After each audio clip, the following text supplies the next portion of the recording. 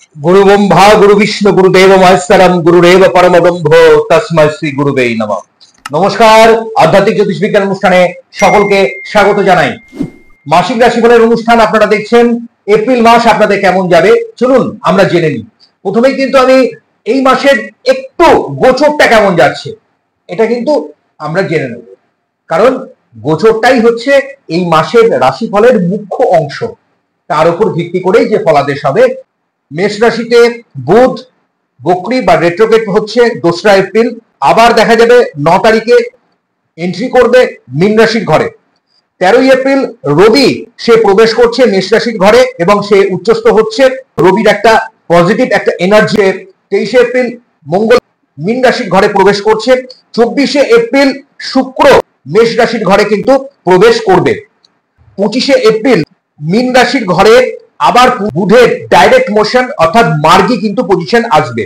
অন্যান্য planetary position বিশেষ করে যেমন বৃহস্পতি মেষ রাশির ঘরে প্রবেশ করে আছে, শনি মূল ত্রিকোণের নিজের ঘরে কুম্ভ রাশির ঘরেই কিন্তু আছে এবং 22 তারিখ পর্যন্ত শনি মঙ্গল যুক্ত থাকছে। এখানে একটা বিভৎস একটা প্ল্যানিং, বিভৎস একটা চেঞ্জিং জন্মছকে কিন্তু একটা দুর্দান্ত একটা পজিটিভ একটা এনার্জি আপনারা দেখতে পাবেন। প্রতি সোয়া 2 দিন অন্তর কিন্তু চন্দ্রের অবস্থান কিন্তু পরিবর্তন হয়। রাহু সেই একই পজিশনে আছে অর্থাৎ মীন রাশির ঘরে কিন্তু রাহু আছে, আর তার অ্যাক্সিস সপ্তম ঘরে অর্থাৎ কন্যা রাশির ঘরে কিন্তু কেতু আছে। এটা হচ্ছে গোচর, অর্থাৎ এপ্রিল মাস আপনাদের কেমন যাবে এর উপর ভিত্তি করে আপনার ন্যাটাল চার্টের সঙ্গে এই গোচরের কি সম্পর্ক আছে ডিটেলস অনুষ্ঠানটা আপনারা পুরোটাই দেখবেন এবং অবশ্যই স্পেশাল কিছু টিপস থাকবে যেগুলো বাড়িতে বসে করলে অবশ্যই আপনারা ভালো ফল পাবেন। চলুন দেরি না করে আমরা আজকের এই অনুষ্ঠান শুরু করি, যেখানে আমরা এই রাশিফল মাসিক রাশিফল প্রতিটি রাশি লগ্নের মানুষদের কেমন যাবে আমরা জেনে নিই।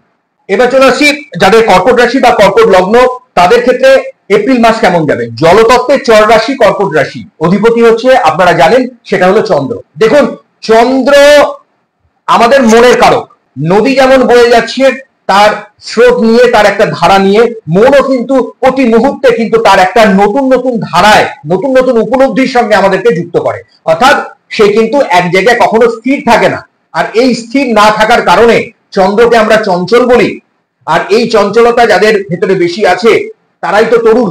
কিন্তু মনে রাখবেন কিছু কিছু ক্ষেত্রে এই তারুণ্য অর্থাৎ তরুণ যে ভাবটা সেটাকে ধরে রাখার জন্য কিছু না কিছু বাধা বিপত্তিকে পেরিয়ে যেতে হয় এবং সেই জায়গা থেকে আপনাকে আবার নতুন কোনো উপলব্ধি নতুন কোনো চিন্তনে আপনাকে যুক্ত হতে পারে।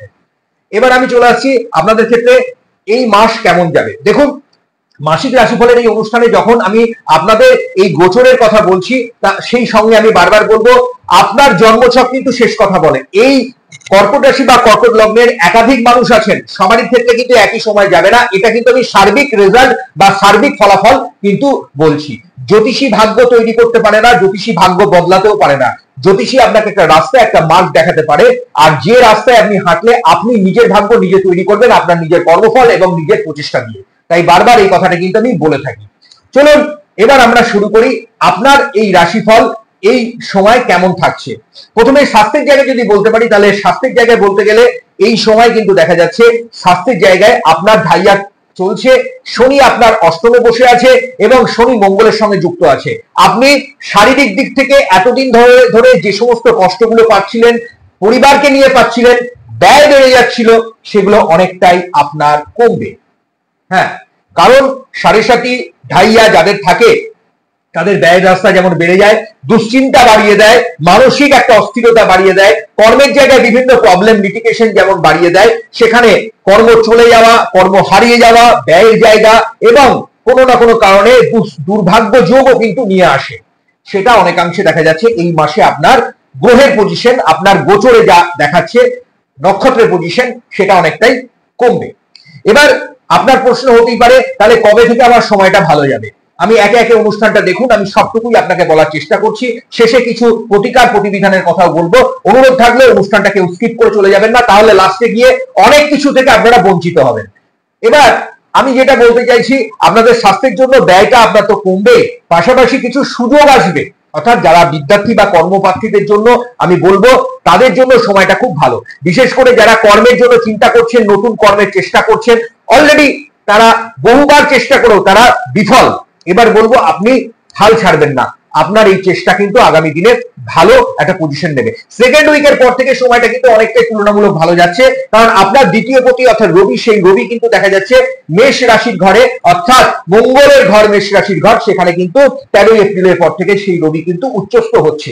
আর আপনারা ভালো মতোই জানেন রবি আমাদের মান দেয়, যশ দেয়, খ্যাতি দেয়, প্রতিপত্তি দেয়, সম্মান দেয়, আত্মার কারক গ্রহ আমরা বলি। অর্থাৎ রবির যে শক্তি, সেই শক্তি যদি আপনার জীবনে ভালো না থাকে তাহলে আপনি জীবনে কোনোদিনই উন্নতি করতে পারবেন না। আর এই উন্নতিতে বাধা বিঘ্ন যেগুলো তৈরি হচ্ছিল, আপনার ন্যাটাল চার্টে ভালো করে যদি দেখুন আপনার সেখানে কোন গ্রহের পজিশন খারাপ আছে, কোনটা ভালো আছে, সেটার জন্য ভালো জ্যোতিষ পরামর্শ গ্রহণ করুন।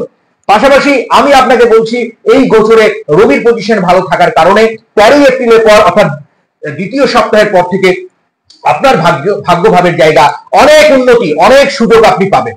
আপনি নতুন কিছু কর্মের সুযোগ পেতে চলেছেন। যারা ভাবছেন কবে থেকে আমার এই সুযোগ আসবে, আমি আপনাকে বলছি একদম 13 এপ্রিলের পর থেকে আপনি দেখুন আপনার কর্মের জায়গা নতুন সুযোগ আসছে। অলরেডি কর্ম যারা করছেন, অস্থায়ীভাবে আছেন, কিছু না কিছু বিপত্তিতে আছেন, কবে কি হবে না হবে বুঝতে পারছি না, তারাও কিন্তু ভালো একটা বেনিফিট, ভালো একটা সুযোগ কিন্তু পাবেন। পদোন্নতি, ইনক্রিমেন্ট বৃদ্ধি, নতুন কর্মের সুযোগ, কিছু কর্মের পরিবর্তন হতে পারে। এমনও হতে পারে যে আপনি একটা জায়গায় ছিলেন, সেখানে আপনার ভালো লাগছে না, সেখান থেকে নতুন একটা কাজের একটা সুযোগ সন্ধান আপনি পেলেন। এই যে সুইপ হয়ে যাওয়া, এই যে পরিবর্তন হওয়া, এটা কিন্তু এই সম্ভাবনা এপ্রিল মাস অনওয়ার্ড সম্ভাবনা তৈরি হচ্ছে। এবার চলে আসছি যারা বিদ্যার্থী বা কর্মকর্তী আছেন তাদের, পাশাপাশি যারা আগামী দিনে পরিকল্পনা করছেন বাইরে যাওয়ার, তাদের সময়টা কেমন। যারা দেখুন বাইরে বলতে আপনি রাজ্যের বাইরে যাবেন, আপনার কাজের জায়গা আপনার বাড়ি থেকে কিছুটা দূরে হতে পারে, বা আপনি একদম দেশের বাইরে যাবেন, সকলের ক্ষেত্রেই একই কথা। আপনার ক্ষেত্রে কিন্তু এই সময়টা অবশ্যই কিন্তু খুব ভালো হতে চলেছে, কারণ এই পজিশন, এই যে গোচর দেখাচ্ছে যে আপনি কিছুটা বাইরে গিয়ে বেনিফিট, আপনার উপার্জন, ধনসম্পত্তি বৃদ্ধি বা নতুন কোনো যোগাযোগ কিন্তু আপনার বাড়বে। সেক্ষেত্রে আমি বলবো সময়টা খুবই ভালো। এবার চলে আসছি যারা দাম্পত্য সম্পর্কে রিলেশনশিপে আছেন, ফ্যামিলির সঙ্গে তাদের সম্পর্কটা কেমন থাকবে। দেখুন ফ্যামিলি বন্ডিং অবশ্যই আপনার ভালো থাকবে, পার্টনারের সাপোর্ট কিন্তু আপনি পুরোটাই পাবেন। কিন্তু প্রেমের রিলেশনে বিশেষ করে কোনো না কোনো, হঠাৎ করে কোনো রিলেশনশিপের জায়গায় কোনো না কোনো বাধা বিপত্তি তৈরি হতে পারে। বিশেষ করে যারা প্রেম বা বন্ধুত্ব সম্পর্কে আছেন, সেখানে একটু ভাবনা চিন্তা করার প্রয়োজন আছে, না হলে সেখানে কোনো তৃতীয় ব্যক্তির অবস্থান হঠাৎ করে কোনো বিপত্তি, কোনো ভুল বোঝাবুঝি বাড়িয়ে দিতে পারে। হার্টের সমস্যায়, নার্ভের সমস্যা, এই দুটো দিক থেকে আপনাকে সাবধান থাকতে হবে। যাদের হার্টের কোনো প্রবলেম আছে, যাদের নার্ভের কোনো সমস্যা আছে, এই সময়টা কিন্তু তাদের জন্য মোটেই ভালো না। সেখানে কিন্তু আপনাকে অবশ্যই সজাগ থাকা প্রয়োজন। বাইরে প্রচুর ভ্রমণ করতে হবে, বাইরে কিছু ট্রাভেল হবে আপনার এই সময়, কিছু খরচাপাতিও কিন্তু আপনার বাড়তে পারে, তবে আপনার উপার্জন কিন্তু ভালোই থাকবে, অর্থাৎ উপার্জনের রাস্তা কিন্তু আপনি দেখতে পাবেন।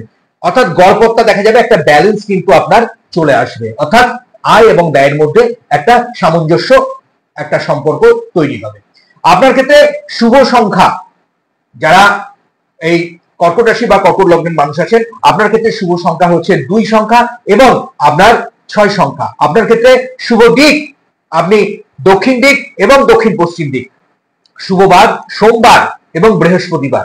আপনি প্রতিদিন একটু শ্বেত চন্দন স্পর্শ করে বাড়ির বাইরে বেরাবেন।